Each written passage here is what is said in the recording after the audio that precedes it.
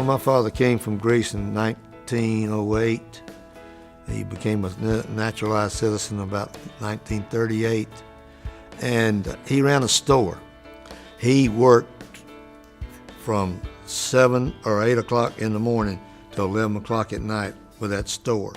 The first thing he told us was, your name is all you got, and you better cherish that name.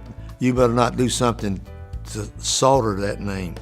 And I was heading down the wrong path in life, there's no doubt about it. And I don't know how the conversation became, but I was talking to Coach Mattos in PE one day, and he said something about me being a manager, which was basically, back then, it was nothing more than a glorified water boy, I guess, but that's what it was.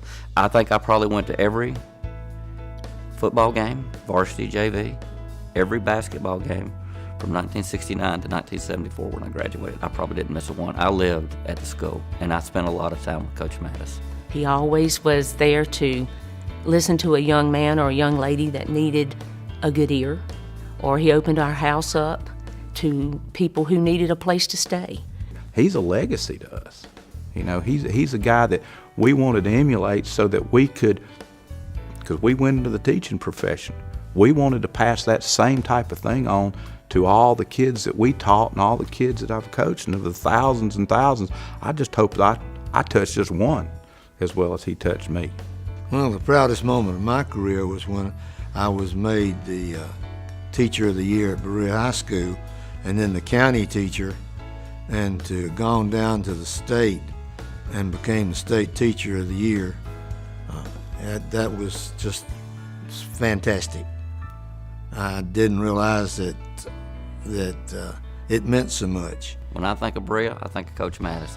I think he started his teaching and coaching career at Berea, stayed there his whole career, and he's had a lot of impact on a lot of people. He's probably got to know a lot of parents, a lot of students, obviously, and he's done a lot for the community. He's been in the state legislature. He's helps raise money for the school to this day. Like I say, he's just the face of Berea. I mean, he didn't just work there. He lived there, and he gave his life for that community, and he still is to this day. My dad served 10 years in the state legislature, and when he came to the family and he said he's going to run, we were like, really? You're going to leave coaching and teaching? He said, but this in itself is another way to help others. And once he expressed it that way, then we knew that was his calling, that was a way for him to take another step toward helping those who needed help. He said, we're going to get the gym name for you. I said, no, don't, you know.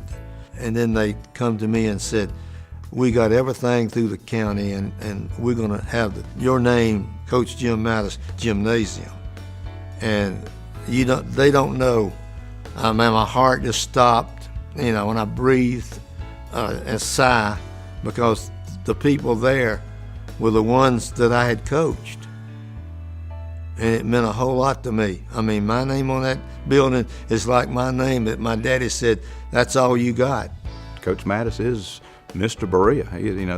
The whole community knows who he is. You start thinking about a person that's had a significant influence to their community. Jim Mattos and Berea is it.